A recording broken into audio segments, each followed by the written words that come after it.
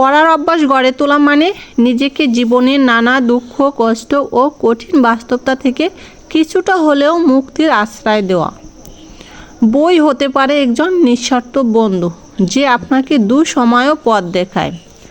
যখন বাস্তব জীবনের চাপ এবং হতাশা আপনাকে ক্লান্ত করে তোলে, তখন একটি ভালো বই আপনাকে অন্য এক জগতে নিয়ে যেতে পারে। গল্প, উপন্যাস, কবিতা বা নলেজ এর বই প্রত্যেকটি মন ও মস্তিষ্কের বিশুদ্ধ বাতাসের মতো কাজ করে। পড়ার মাধ্যমে আপনি শুধু নলেজের ভাণ্ডার সমৃদ্ধ করেন না, বরং নিজের মানসিক শান্তি, মানসিক শক্তিও বাড়ান। বই আপনাকে শেখায় ধৈর্য ধরতে, নতুন দৃষ্টিভঙ্গিতে জীবনকে দেখতে এবং প্রতিকূলতাকে জয় করার পথ খুঁজে নিতে। তাই প্রতিদিন অত্যন্ত কিছু সময় আপনি বই পড়ুন। এই অভ্যাস শুধু আপনাকে কষ্ট থেকে মুক্তির পথ দেখাবে না, বরং এক নতুন আলোর জগতে নিয়ে যাবে। বই পড়ুন, নিজেকে খুঁজে নিন। সো হ্যালো এভরিওয়ান, আসসালামু আলাইকুম। কেমন আছেন সবাই? আশা রাখি অনেক বেশি ভালো আছেন, সবাই সুস্থ আছেন। তো নতুন আরেকটি ভিডিও নিয়ে আপনাদের সামনে হাজির হলাম। আশা রাখি প্রতিদিনের মতো আজকের ভিডিওটিও আপনাদের কাছে ভালো লাগবে। আর যদি ভালো লেগে থাকে তাহলে অবশ্যই একটা লাইক দিয়ে ভিডিওটি কন্টিনিউ করে নেবেন। আসলে সত্যি কথা বলতে কি জানেন, আমি বই পড়তে খুব পছন্দ করি। হাজার ব্যস্ততার মাঝেও, হাজার কাজের মাঝেও আমি একটু সময় পেলেই বই নিয়ে বসি। বইটা আমার জানি কেমন একটা ফেভারিট জিনিস। বই হলে আসলে মাথার দুশ্চিন্তা দূর হয়ে যায়। যত রকমের হতাশা থাকুক না কেন, বই কিন্তু হতাশা থেকে মুক্তি দেয়। তাই আপনাদেরকেও বলবো, এই বই পড়ার অভ্যাসটা গড়ে তুলুন। দেখবেন অনেক হতাশা থেকে আপনি মুক্ত পাবেন। যতই ব্যস্ততা থাকেন না কেন, যখন আপনি অবসর পাবেন তখনই বই নিয়ে বসবেন। তখনই একটি গল্পের বই, একটু নলেজের বই, জ্ঞান, উপন্যাসের বই, এ ধরনের কিছু বই পড়ুন। এতে আপনারও ভালো হবে। আর দেখা গেছে আপনি হতাশামুক্ত হবেন, আবার কিছু জ্ঞানও অর্জন করবেন। সবাই ধোঁকা দিলেও দেখবেন বই কখনো আপনাকে ধোঁকা দেয় না, বরং বই আপনাকে পথ খুঁজে বের করে দেয়। দেখেন, আমি কিন্তু অলওয়েজ বিজি থাকি। এই যে সকাল থেকে সন্ধ্যা পর্যন্ত বিভিন্ন কাজে নিজেকে ব্যস্ত রাখি। একটা মেয়ের সংসার হয়ে গেলে সে কতটা ব্যস্ত থাকে এটা অবশ্যই কম বেশি সবাই জানেন। ছেলে মেয়ে যদি থাকে তাহলে তো আরও ব্যস্ততা। স্বামীর খেদমত তো আছেই। স্বামীর খেদমতের পাশাপাশি ছেলে মেয়ে মেনটেন করা, সংসার মেনটেন করা। আর যদি হয় গ্রামের বাড়ি, তাহলে তো কাজের কোনো শেষ নেই। বিভিন্ন সময় থাকে বিভিন্ন ফসলের আনাগোনা, সাথে থাকে হাঁস মুরগি, যদি থাকে গরু ছাগল তাহলে তো আরও ব্যস্ততা। তার ভিতরও যদি একটু সময় পান, বই নিয়ে বসুন। কারণ বই আপনাকে কখনো ধোঁকা দিবে না। বই পড়বেন, জ্ঞান বাড়াবেন, সঠিক পথ খুঁজে নেবেন। আমি কিন্তু কথা বলতে বলতে অলরেডি অনেক দূর চলে আসছি। আসলে আমার কথাগুলো আপনাদের কাছে কতটুকু ভালো লাগবে জানি না, কিন্তু আমার কাছে কেন জানি ভালো লাগে বই পড়াটা, যার কারণে আপনাদের সাথে একটু শেয়ার করলাম। জাস্ট বললাম, পড়া না পড়া সেটা হচ্ছে আপনাদের ব্যাপার।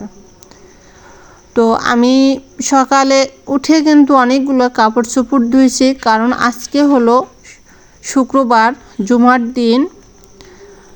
যেটা বলে যে আমাদের যারা গরিব আছি আমরা, মানে হজ করার যোগ্য না, মানে হজ করার মতো তৌফিক নাই, তারা কিন্তু তাদের কাছে আজকের দিনটা কিন্তু হজের সমতুল্য। তাই সকাল সকাল উঠেই আমি অনেকগুলো কাপড় চোপড় ধুয়েছি। বিশেষ করে আমি শুক্রবার দিনই বেশি কাপড় চোপড় ধুই, আর এমনিতেও তো ধুই, তারপরে শুক্রবারে একটু বেশি ধোয়া পড়ে। তো সকালে উঠে কাপড় চোপড় ধুয়ে তারপরে আরও অনেক কাজ সারছি, শুধু এগুলো নয়। তারপরে কিন্তু আবার চলে আসছি রান্না করতে।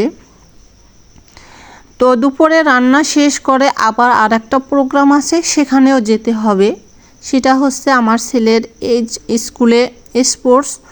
তো ভাবলাম যে সেখানে একটু যাব, সবাই যখন যাচ্ছে। তো মেবি স্কুলটা আমার বাড়ির পাশেই, যার কারণে আর কি আমি যাব। যদি দূরে হতো তাহলে আবার যেতাম না, যেহেতু কাছে তাই একটু যাব। তা তাড়াহুড়া করে খুব রান্না করছি, আর রান্নার শেষেই চলে যাব আমি স্পোর্টসে। তো সামনে স্পোর্টসের কিছু দৃশ্য আছে, কিছু ভিডিও আছে। যদি ভিডিওটা স্কিপ না করেন তাহলে সামনের অংশটাও দেখতে পারবেন। তবে সামনের অংশটা একটু বেশি ইন্টারেস্টিং, যেহেতু স্পোর্টস সেক্ষেত্রে তো একটু ইন্টারেস্টিং হবেই, তাই না? স্পোর্টসে তো হয় অনেক ধরনের বিনোদন, আর বিনোদন না হলেই তো নয়, কারণ স্পোর্টস বলে কথা, বিনোদন তো একটু হবেই। তো আজকে একটা সবজি আনছে, আজকে না সরি মানে গতকালকে একটা সবজি নিয়ে আসছে। সবজিটা অরিজিনালি নাম কি আমি সেটা জানি না, কিন্তু আমার হাজব্যান্ডের কাছে জিজ্ঞেস করলাম যে এই সবজিটার নাম কি। তো সে একটা বলছে সবজির নাম, সেটা হচ্ছে নাকি কচি।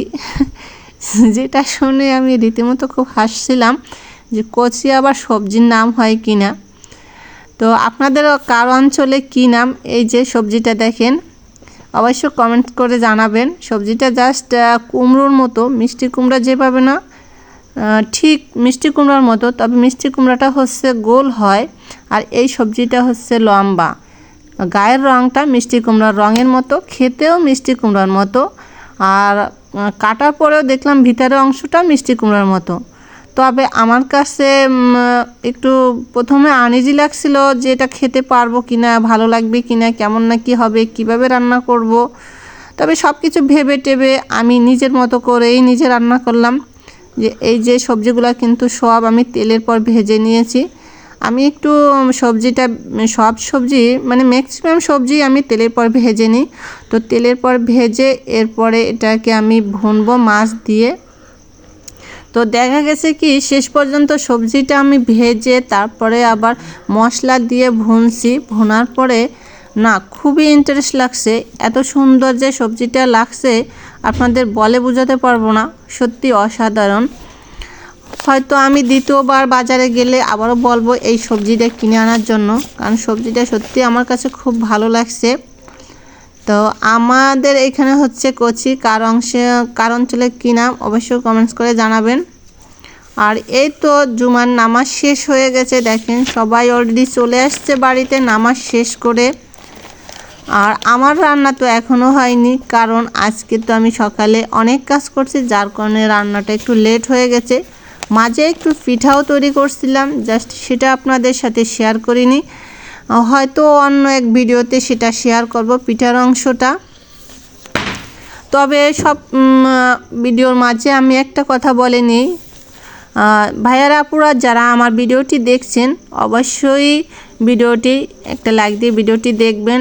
আর ভিডিওটি কেমন হয়েছে বা ভিডিওর কোনো অংশ যদি আপনাদের কাছে ভালো লেগে থাকে তাহলে অবশ্যই একটা কমেন্টস করবেন যে হ্যাঁ ভিডিওটি ভালো লাগছে, বা আপনাদের একটা কমেন্টসে আমার অনেক উপকার হয় বা আমি অনেক উৎসাহ পাই আপনাদের কমেন্টস পড়তে বা কমেন্টের রিপ্লাই দিতে। সো বলবো যে একটু কমেন্টস করবেন, আর হচ্ছে ভিডিওটি শেয়ার করে আপনার ফ্রেন্ডস ফ্যামিলির মাঝে শেয়ার করে তাদেরকেও দেখার সুযোগ করে দেবেন। আর এভাবে নতুন নতুন ভিডিও পেতে বা সবার আগে ভিডিও পেতে আমার ইউটিউব চ্যানেলটি সাবস্ক্রাইব করে নেবেন, পাশে থাকা বেল আইকনটি ক্লিক করে দেবেন। এতে করে দেখা গেছে আমার ভিডিও ছাড়ার সাথে সাথে আপনার ফোনে নোটিফিকেশান চলে যাবে, যাতে সবার প্রথমে আপনি আমার ভিডিওটি দেখতে পারেন। আর এই তো চলে আসছি, কিন্তু আমি রান্না বান্না শেষ করে দুপুরে খাওয়া দাওয়া শেষ করে এরপরে চলে আসছি স্কুল মাঠে। তো দেখেন স্কুল মাঠটা একেবারে মানুষে পরিপূর্ণ, পুরো স্কুলটা কিন্তু মানুষে পরিপূর্ণ ভরা। আরও আছে, আরও অনেক অনেক ভিডিও করছি, সেগুলো হয়তো সামনে দিব। আর এই ভিডিওটা দেখেন আমি কিন্তু ড্রোন শ্যুট নেই, অথচ মনে হচ্ছে যে এটা কিন্তু ড্রোন শ্যুট। কীভাবে ভিডিওটা এভাবে করলাম আপনারাই একটু জাজ করেন।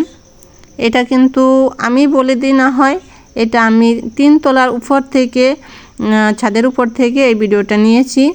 ভিডিওটা আমার কাছে একেবারে অসাধারণ লাগছে, আপনাদের কাছে কেমন লাগছে অবশ্যই জানাবেন। খুবই সুন্দর হয়েছে। আর স্পোর্টসে অনেক অনেক অনুষ্ঠান হয়েছে বা অনেক হয়েছে, বিনোদন হয়েছে, দেখা হবে নেক্সট ডে। সবাই ভালো থাকবেন, সুস্থ থাকবেন। আল্লাহ হাফেজ।